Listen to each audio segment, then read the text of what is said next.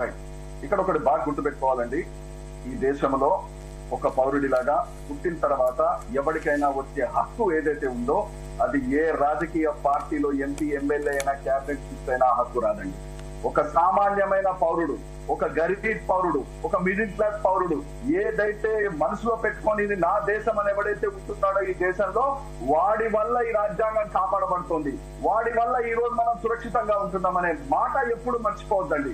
Cabinet హోదాలో ఉన్నారు కదా అని, ఫార్చునర్ కార్లలో తిరిగారు కదా అని 8 మంది ప్రొటెక్షన్ ప్రోటోకాల్ లో తిరుగుతున్నారు, వారి వల్ల దేశం రక్షించబడదు. రక్షించబడ్డది అని అంటే కేవలం పండ్లు అమ్ముకునే వాళ్ళతో, చెప్పులు కుట్టేవాడి దగ్గరతో, రోడ్ల మీద బట్టలు దిండ్లు అమ్ముకునే వాడితో, అట్లాంటి చిన్న చిన్న వ్యాపారులు కూడా ఈ రోజు ఇది నా దేశము, ఈ దేశం నన్ను కాపాడుతుంది, ఈ రాజ్యాంగం నన్ను కాపాడుతుంది అనే విశ్వాసం ఏదైతే ఉన్నదో ఆ విశ్వాసమే ఈ రోజు రాజ్యాంగాన్ని కానీ ప్రభుత్వాన్ని కానీ నడిపిస్తుంది. మీరు అడిగిన దానికి నేను సూటి సమాధానం చెప్తున్నా. ఇంత ముందు కూడా చెప్తాను నేను, ఒక వైద్యుడు గనక ఎంబీబీఎస్ చదివి బయటికి వస్తే వాడు వెర్రి వెంగళప్ప కాదు, వాడు ఫారెన్సిక్ మెడిసిన్ పాస్ అయి వచ్చాడు. వాడు ఫారెన్సిక్ మెడిసిన్ పాస్ అయ్యాడంటే వాడు చర్మాన్ని బట్టి క్రైమ్ చెప్పగల సమర్థుడనే విషయం ఎవ్వరూ మర్చిపోవద్దు. రిపోర్టర్స్ కానీ, జర్నలిస్ట్ కానీ, పొలిటీషియన్ కానీ ఎవ్వరికి అవకాశం ఉండదు. ఒక డాక్టర్ కు ఉంటది. మేము చర్మం మీద స్కార్ చూసి వీడు ఏం చేసినాడు ఇంత ముందు, వీడి పరిస్థితి ఏంది, వీడి యాటిట్యూడ్ ఏంది, వీడు వీక్ మైండా లేదా కట్ చేసుకున్నాడా, ఇవన్నీ కూడా మాకు బోధనా సిబ్బందిలో మార్గాలు ఉన్నాయండి. I go on record. జరిగిన విషయం ఏదైతే ఉన్నదో ఈ డాక్టర్ గారిది, ఇది మామూలుగా ఒకడు చేసి ఏదో అమ్మాయిని లవ్వో కెవ్వో ఇష్టపడో వెంటబడో బ్లేడ్ పెట్టి కోసో తానే కాదు. ఇది పక్కా ప్లాన్డ్ మాస్ మర్డర్, ఇది పక్కా ప్లాన్డ్ డ్రగ్ అడిక్షన్ కేస్, ఇది పక్కా ప్లాన్డ్ మాఫియా మర్డర్. ఇలాంటివే జరుగుతాయి. జరిగినప్పుడు ఈ సీన్ ఏదైతే ఉంటుందో, కెమెరా ఉన్నదా, కెమెరా లేదా, లైట్లు ఆఫ్ ఉన్నాయా, ఇవన్నీ మీరు అడగచ్చు. కానీ అదే బాడీని ఎంబీబీఎస్ చదువుకున్న, ఎండీలు సూపర్ స్పెషాలిటీ వద్దు, ఎంబీబీఎస్ చదువుకున్న మా డాక్టర్లని ముందర పెట్టి చెప్పండి రాయండి అని అంటే 2 పేజీలు రాస్తారు. ఏమని తెలుసా? This is not a rape conducted by 1 person, this is a rape conducted by tens of people, this is an event, this is a revenge. ఒక కసి, ఒక పగ వెంటబడి ఆ అమ్మాయిని హత్య చేసినారు. నేను ఈ మాట ఎందుకు చెప్తున్నాను రికార్డ్ లో అంటే, డ్రగ్ అడిక్షన్ ఎప్పుడైతే మెదడులో ఇంటాక్సికేషన్ పోతుందో నేనేం మాట్లాడుతున్నాను, నా పద్ధతి ఏంటి, నా వ్యవహారం ఏంటి, నేను ఎవరి ముందర మాట్లాడుతున్నాను, ఇలా చెయ్యొచ్చా చెయ్యకూడదా, అఘాయిత్యాన్ని నేను చేసేటప్పుడు ఎదుటి మనిషికి ఏమైనా గాయం ఉంటుందా, ఈ విచక్షణ, ఈ ఆలోచన డ్రగ్ అడిక్ట్స్ కోల్పోతారు. ఇది సత్యము. మేము న్యూస్ పేపర్లు చదివి మాట్లాడట్లేదు, ఇది మా కెరికులం లో ఉంది కాబట్టి మేము చెప్తున్నాము. కాదని ఒక్క డాక్టర్ చెప్పమనండి, నేను మొత్తం ఈ రోజు నుంచి ప్రాక్టీస్ బంద్ చేసుకుంటా. This is part of our curriculum to identify the criminal, this is the part of our curriculum to identify how and what has been occurred. ఆ ఉద్దేశంతోనే నేను చెప్తున్నాను. ఇది డ్రగ్ ఇంటాక్సికేషన్ మాఫియా ఇన్వాల్వ్ అయింది, దీన్ని కప్పబడిచింది, దీన్ని మొత్తం పూడ్చడానికి డాక్టర్ ఘోష్ ని ఎందుకు సిబిఐ ప్రశ్నిస్తోంది, అక్కడే మనకు అనుమానాలు వస్తున్నాయి. He's involved, he's one of the accused. ఆమెని అతన్ని, ఆ డాక్టర్ ని మర్డర్ జరిగిన తర్వాత నువ్వు వేరే ఇన్స్టిట్యూట్ కి ట్రాన్స్ఫర్ చేసింది ఎవరండి? తెలంగాణ గవర్నమెంట్ కాదు, ఆంధ్రప్రదేశ్ గవర్నమెంట్ కాదు, మమతా బెనర్జీ గవర్నమెంట్. మమతా బెనర్జీ గవర్నమెంట్ హత్య జరిగితే చేయవలసింది ఏంటి? ఎవిడెన్స్ ని జాగ్రత్తగా పెట్టడం. అది వదిలిపెట్టి నువ్వు దీన్ని ట్రాన్స్ఫర్ చేస్తావా? ఇదంతా జరుగుతా ఉంటే రోడ్ల మీద కోవత్తులు పట్టుకొని తిరుగుతావా? మేమందరం పిచ్చోదమా? మేమందరం నువ్వు చేసింది మహా పెద్ద కార్యక్రమం అని ఈ రాజకీయ నాయకులు రోడ్ల మీద వచ్చిందని వీళ్ళ స్టేట్మెంట్ అందరూ మేము నమ్మేసి చాలా మంచోళ్ళండి, ఆ అమ్మ అసలు దేవతామూర్తి అంటే మేము నమ్మవాలా?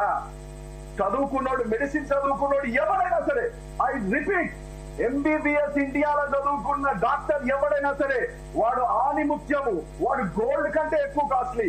అందుకనే ఈ రోజు ప్రపంచం మొత్తంలో ఆస్ట్రేలియా, అమెరికా, యూరోప్ ఎక్కడైనా సరే Indian doctors are the best in the world. ఎందుకంటే మేము చక్కగా మాట్లాడతామని కాదు, మా ట్రైనింగ్ సిస్టమ్ అట్లా ఉంటుంది.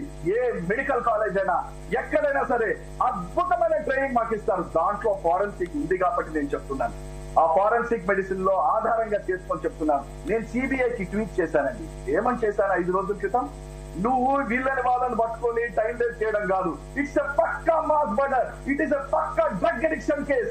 ఈ నెక్సస్ ని బ్రేక్ చేయనంత వరకు రేపు ఇంకో అమ్మాయి మీద వాడు కన్నేస్తాడు, రేపు ఇంకోటి మీద కన్నేస్తాడు. ఆ మాట నేను సిబిఐ కూడా ట్వీట్ చేశాను. ఇక్కడతోని ఆగద్దండి. ఇది మొత్తం దేశం మీద నార్కాటిక్స్ విభాగము నిమ్మకి నీరెత్తినట్టు మత్తు నిద్రపోతుందా? ఈ రోజు హైదరాబాద్ లో నా దగ్గరకు వచ్చి ఒక తల్లి గారు అడుగుతారండి, నా కొడుకు డ్రగ్ అడిక్ట్స్ లో అయ్యాడు, వాడిని నేను ఏం చేయాలో అర్థం కావట్లేదు, 2 చేతులెత్తి దండం పెడుతున్నా డాక్టర్ గారు, వాడిని నేను బయట కూర్చోబెట్టి మీ ఛాంబర్ లో వచ్చాను, మీరు ఏదైనా చేసి వాడికి కొద్దిగా ట్రీట్మెంట్ ఇవ్వండి అంటది. ఆ తల్లి ఆవేదన, వాడు చదువుతున్నది మామూలు కాలేజ్ కాదు, ప్రపంచ స్థాయి కాలేజ్ ఈ రోజు హైదరాబాద్ లో. హైదరాబాద్ లో అట్లాంటి సంఘటన జరిగితే బంగ్లాదేశ్ పక్కన పెట్టుకున్న కోల్కతాలో ఏమీ లేదు, అందరూ ఆణిముత్యాలు, అందరూ రాముడు మంచి బాలుడు, ఆ అమ్మాయి ఏదో కాల్ జారబడ్డది, దీనికి అంత సీన్ చేయొద్దు. నమ్మమంటారా అండి? మీకు యబా అని ఒక నార్కాటిక్ మెటీరియల్ ఉందండి, యబా అని. ఆ యబా అని నార్కాటిక్ మెటీరియల్ వేల కోట్లలో బంగ్లాదేశ్ నుంచి రోహింగ్యాలు భారతదేశంలో తెస్తున్నారని నేను అనడం కాదండి, ఆన్ రికార్డ్ బిఎస్ఎఫ్ వాళ్ళు అన్నారండి. మరి ఇదే మాటని నేను ఈరోజు అడుగుతున్నాను. ఈ యబా అనేది కానీ ఇంకోటి అనేది కానీ ఇంత డ్రగ్ అడిక్షన్ మీకు వెస్ట్ బెంగాల్ కోల్కతాలో ఉన్నప్పుడు నా క్లాస్మేట్ ని, నా జూనియర్ ని ఇదే ఇంటాక్సికేషన్ తో చంపలేదని నువ్వు ఎట్లా నిరూపిస్తావు? పాయింట్ 1. పాయింట్ 2 చాలా క్లియర్ గా అడుగుతున్నాను. నేషనల్ మెడికల్ కమిషన్ అని వచ్చింది, ఇంతకుముందు మెడికల్ కౌన్సిల్ ఆఫ్ ఇండియా అని ఉన్నది, ఇప్పుడు national medical council. National medical council పేరు చెప్తే గడగడలాడిపోతారు మా డాక్టర్లు. నేను సూటి సవాల్ వేస్తున్నాను. I am Born as a human being in this country. ఈ దేశ పౌరుడిగా బతకడానికి నేను ఇష్టపడుతున్నా. ఫస్ట్ నేషనల్ మెడికల్ కౌన్సిల్ నేను కమిషన్ అడుగుతున్నా, అయ్యా నేషనల్ మెడికల్ కౌన్సిల్ చైర్మన్ గారు, మీ స్పందన ఏమిటి? మీరు ప్రైమ్ మినిస్టర్ కి నోటీస్ పంపించారా? మీరు మమతా బెనర్జీకి నోటీస్ పంపించారా? ఎందుకు పంపించలేదు? మెడికల్ కాలేజ్ ఎలా ఉండాలి, మెడికల్ కాలేజ్ లో విద్యార్థులు ఎలా ఉండాలి, సెక్యూరిటీ ఎలా ఉండాలి, మీకు ట్యాక్సులు ఎలా కట్టాలి అని ఇంత చక్కగా ఇన్స్పెక్షన్లు, సర్ప్రైజ్ ఇన్స్పెక్షన్లు చేస్తున్నారే. Where is NMC? ఎన్ఎంసీ ఎందుకు మాట్లాడట్లేదు? ఎన్ఎంసీ ఈ రోజు ప్రైమ్ మినిస్టర్ ఛాంబర్ లో కూర్చొని న్యాయం కావాలి, లేకపోతే మేము మెడికల్ ఎడ్యుకేషన్ చెయ్యలేము అని ఎందుకు చెప్పట్లేదు? NMC is the para parliamentary body. NMC is the అత్యున్నతమైన ఎఫెక్ట్స్ బాడీ. ఎవరిని చూసి భయపడుతున్నారు? ఎవరిని చూసి బెంకుతున్నారు? మీరెందుకు బయటికి రావట్లేదు? మీరెందుకు స్టేట్మెంట్ ఇవ్వట్లేదు? నేను మీ మనుషులం కాదా? మీరు కాదా మాకు సర్టిఫికేట్ ఇచ్చింది? అక్కడ కూర్చున్న అనిల్ గారైనా లక్షలాది మంది డాక్టర్లకైనా ఎవరి సీల్ గుర్తించారు మాకు? NMC, medical council of India. ఈ రోజు పెద్దన్నలాగా నిన్ను నమ్మితే, నన్ను నచ్చేట ముంచి నోరు మూసుకొని ఉండి ఈ రోజు నువ్వేం చేయకుండా ఉంటే నీ మీద నాకు అనుమానం వస్తున్నది. Why did not you question Mamata Banerjee? నువ్వు కనుక 10 రోజుల్లో మాకు ప్రొటెక్షన్ ఇవ్వకపోతే మొత్తం హాస్పిటల్ వెస్ట్ బెంగాల్లో బంధిస్తామని నువ్వు అన్నావా? ఎందుకు అనలేదు? ఎందుకు దాక్కుంటున్నావు? ఎందుకు దోబుచ్చులాడుతున్నావు? నీ బాధ్యత కాదా? ప్రధానమంత్రి ఎందుకు అడగలేదు? కేంద్ర ఆరోగ్య శాఖను ఎందుకు అడగలేదు? You are the effects body కదా, ఎందుకు అడగలేదు?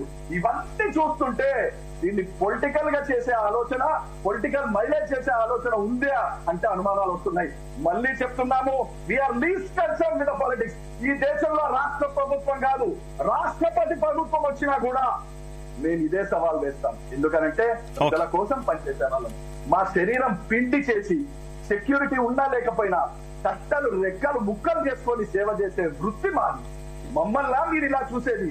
మా గురించి ఇట్లా అజాయిషన్ చేస్తే మీరు ఇంత చోకగా మాట్లాడతారా? ఇంత లైట్ గా తీసుకుంటారా? అసలు మీటింగ్ లో పెట్టుకుంటారా? ప్రధానమంత్రి కార్యాలయంలో ఈ పార్టీకి ఎమర్జెన్సీ మీటింగ్ పెట్టి ఇమ్మీడియట్ గా డిసిషన్ ఎందుకు రాలేదు? మమతా బెనర్జీ ఎందుకు రిజైన్ చేయలేదు? ఇవన్నీ ఒక సూటి సవాల్, ఒక వైద్యుడిలాగా అడగాల్సిన బాధ్యత నాకు.